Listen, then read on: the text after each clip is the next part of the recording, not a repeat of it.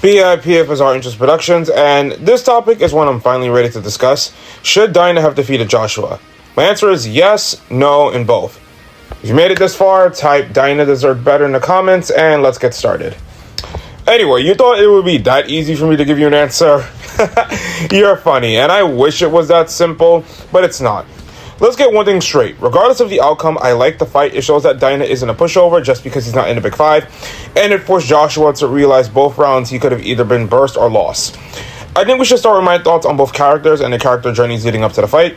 So you can also type Daina sweep in the comments if you made it this far. And let's get started. For me, Daina immediately struck my interest when it came to the main cast of Burst being revealed, because typically we don't get two attack types in the main cast until much later. Remember, Kai and Ray shared balance type, but Tyson and Max had attack and defense. And then in the Metal Saga, Jinga had an attack type, with Hikaru being the only other attack type user that was on his side of the Dark Power conflict in Season 1. And then in Season 2, we had Masamune with Yuki later on in Season 3. And Zero G only had Zero unless you count Sakio as part of the main cast, though I really consider him and Takanosuke 6 Rangers to the Zero G group, by the way. So as for Daina himself, he was unique, although his acquaintanceship with Wakia was dropped, though I assume it had to do with Wakia having a whole crew and those two being the most amoral until the debut episodes as Bladers. Daina starting off as this fake jerk that was doing everything short of illegal moves for the sake of his brother was adorable, and I did like how he had no choice but to warm up to the team after he was forced to join. But I think the problem is that after he loses, he really doesn't get that much to do, which is one of the downsides when you have a single 1v1 tournament. Yeah, when you think about it, after he joins the club, he gets clapped by Hoji to show Wakia's friend has a special that would slow down even normal attack types. And Beyblade Wiki, I think you guys forgot to include a fight on his page. Then he loses to Shu. In the Sword Flame arc, he does kind of well against Ukyo, but gets clapped ultimately. And he gets another chance to compete in the tournament, and we get some focus where his doubts cause him to cheat, which results in him beating Yugo. And eventually, thanks to Shu, he fesses up, and it shakes the team until he comes back to encourage Volt to give his all against Orochi. That being said, this really felt like an excuse to not let Daina and Wakia battle each other. Like, I might do a video on battles we should have seen or watched happen season by season, but it's so weird how between most of Volt's friends, these two never battled. Especially in Season 1, when they even had a whole training team tournament together. We get to the team tournaments, and while he misses out on some battles, I do appreciate he got his run back against Ukyo. And against Rideout, he does pretty well against Go, but because he's not in the individual tournament, he doesn't get that much battle focus after all. But I do like with Naoki meeting Jin, he actually looked into the guy and realized Jin wasn't a bad person and that Naoki was a culprit, which speaks to how far he comes as a character. And I also really like his role in Season 2. He becomes the leader of the France team and offers Vault and Rentaro to join, and though he beats them, there's no hard will against him. He just wants Vault to overcome whatever he's going through, especially with their team breathing down their neck. And eventually Vault's able to overcome him. Then he joins their crew minus Ken and plus Kuza into the Snake Pit, kind of wish Cisco joined there soon, and against a copy of himself. And the Flying Double Strike allows him to actually surpass his current status, which is awesome. Unfortunately, he loses with Vault and Kuza against Red Eye because at this moment in Burst, if you have a 3v1 against someone who hasn't even battled, you already know who's going to win that battle, and then he makes some smaller appearances since his team is competing in the World League. And to his credit, his team is able to make it to the top 4 where he faces off against Joshua, and up to that point, Joshua has never come close to losing, and though he can't finish off in the first round, Daina comes close to beating him in the second round, only to end up getting a Burst finish, when it's possible he could have won with an over finish. After that, Daina becomes a supporting character, but he never had a speaking role again. Now, this is partially in the toy line because Death Scyther didn't get an upgrade until Season 5. So, why wasn't he included in that season?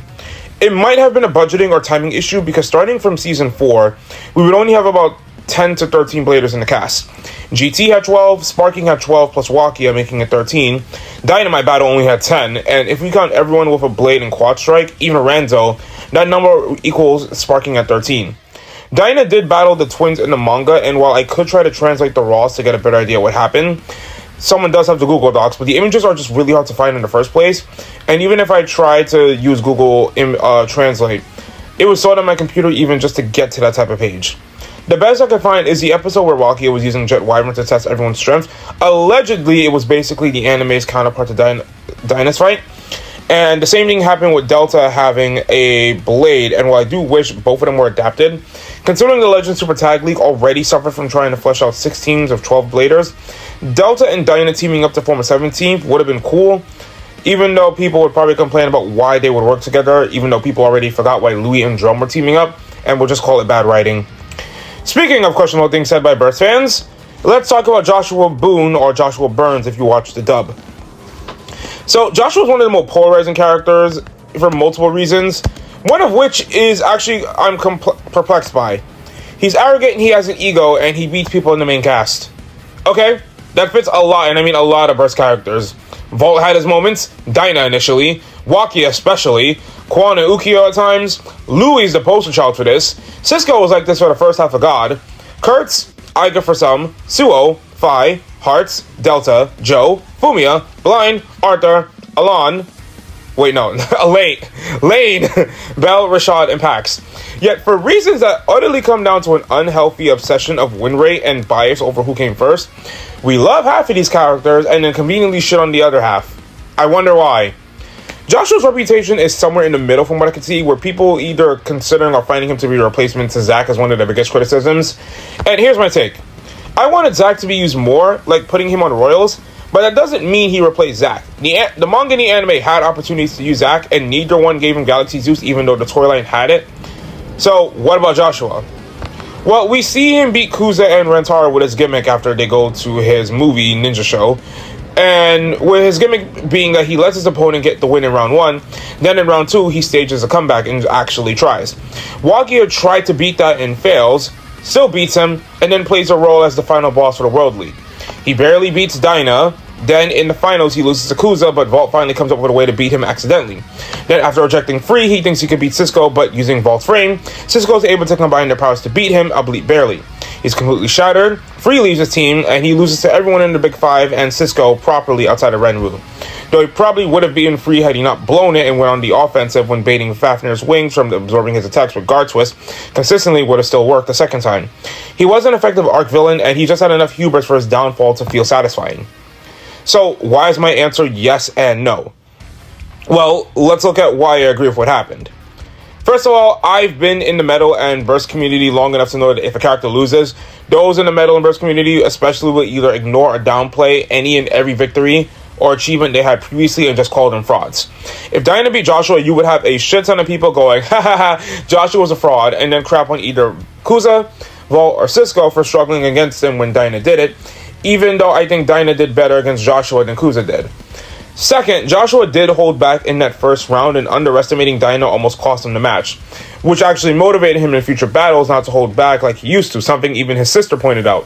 It's a subtle nod of character development on his end, and because he almost lost the semifinals, it makes Vault's victory feel more earned since he's avenging his friend's loss, and there's a consistent thread. Daina almost wins with a 2-0, well, 2-1. Then Vault is able to burst him, and then when Joshua ignores Free to step up, and in the final battle, he's beaten by the combined power of Vault lending his power to Cisco and finishing the match. Also, yeah, and it flows through pretty well. Daina almost beat him, who only fought halfway through, seriously. Then he beats Kuza at full strength. Then he loses to Vault at full strength. Then loses to Cisco with Vault's strength after refusing to work with Free to let him lead the final battle.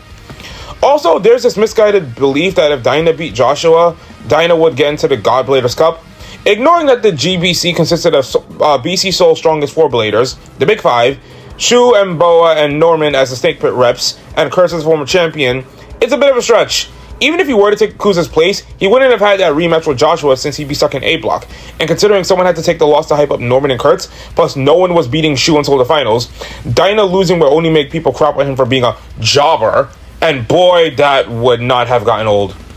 Now, I can play devil's advocate. If Daina had won that fight, I don't necessarily think it would have been all bad. The Burst anime, for the most part, tends to treat battles that end in a burst more seriously than ones that end in the opponent losing in an overfinish or spin finish. And if Daina's layer didn't burst, Joshua would have lost to an overfinish. Now, I can actually use Gwen and Arthur as a good example, because when they both had the Big Bang armor, it was such a big deal that they had it, and they were able to give the victories trouble a run for their money. But eventually, the heroes were able to knock them out of the stadium or defeat them in a spin finish. Then, in the last 3 episodes, you had Amane mastering the perfected Gold Turbo and becomes the first person to burst someone with the Big Bang armor, and Drum eventually reaching through to Gwent with Master Dragon to burst Genesis' Big Bang armor felt like it completed the journey. Heck, Lane, the guy everyone forgets actually lost before Shu, to Iga this way. After Hugo's collision blasted all 4 blades away from each other, I get how the Achilles used just enough momentum to push Lucifer out of the stadium from an overfinish. And even though that wasn't Iga's first fight of the season, with Burst, I feel like you could get away with an arc antagonist losing 1 or 2 matches if it isn't with a Burst finish. Fi lost to Ranjiro because he intentionally targeted Kyle out of spite in the 3-way match after all. Now, if Daina did beat Joshua holding back, I don't necessarily see that as a bad thing. When Bird beat and tied with Lance and X, I saw a bunch of people saying that that fight shouldn't count because the first time Lance held back and the second time Lance held back and Bird had to customize his Beyblade. And I call foul for 2 reasons. Lance expected to win those battles both times and was even surprised Bird was able to beat him. And the second time, customization is a valid form of strategy that the show almost never uses unless it's a part of the character's storyline. So fans for some reason don't appreciate when the character is actually smart and uses their head and play with Beyblade's customization aspects. Plus, it doesn't make any sense why in this case, the good guy would be seen as having an undeserved win. If you fight someone who underestimates you and you manage to prove them wrong, you don't look bad, they do for letting their arrogance blind them. And for characters like Joshua and Lance who are both blinded by their hubris, it makes their heroes even look better for punishing them with their egos. It's not bad writing. Plus, it's not like Joshua can't use it as a fuel to try to do better in the Godbladers Cup. Now, is there a way the writers could have had their cake and eat it too? Well, yes. A rematch between the World League Finals and the Godbladers Cup. Remember, the tournament didn't start until episode 40, and the World League ended at episode 35. So I think between episodes 36 and 39, there was some opportunity to squeeze in an extra battle. Basically, you could have Daina approach Joshua after the tournament, studying what his friends in BC Soul did right, and come up with a strategy to beat Joshua. Joshua thinks he's gotten in some bag, only for Daina to combine Hunt Strike to get past Cyclone Wall, Double Strike to deal with Guard Twist, and Flying Double Strike to deal with Cyclone Counter, since Blast Genius has a couple of weaknesses, which I might explore in another video, including that aerial attacks could avoid Cyclone Counter completely. So you'd keep the same story, except Daina gets his last battle of the series on a high note, since that would push Joshua's buttons even more to the tournament. But I wanted to take a civil look at this since the discussion seems to be all over the place. But tell me what you thought. Do you agree with the writer's decision, and were you happy Daina had a good final battle? Are you adamant Daina should have won since he probably could have just lost to Free again since AC Gallus wasn't going to make the finals anyway? Or would you try to find a middle ground like I did and have a rematch since this would be both of these guys' last season as unique bladers? Anyway, thanks for watching. I'm aiming at 1,000 subs by the end of the year, so comment, subscribe, because telling you all to do that seems to work. Thanks for watching, and BIP for Art and Just Productions, signing off.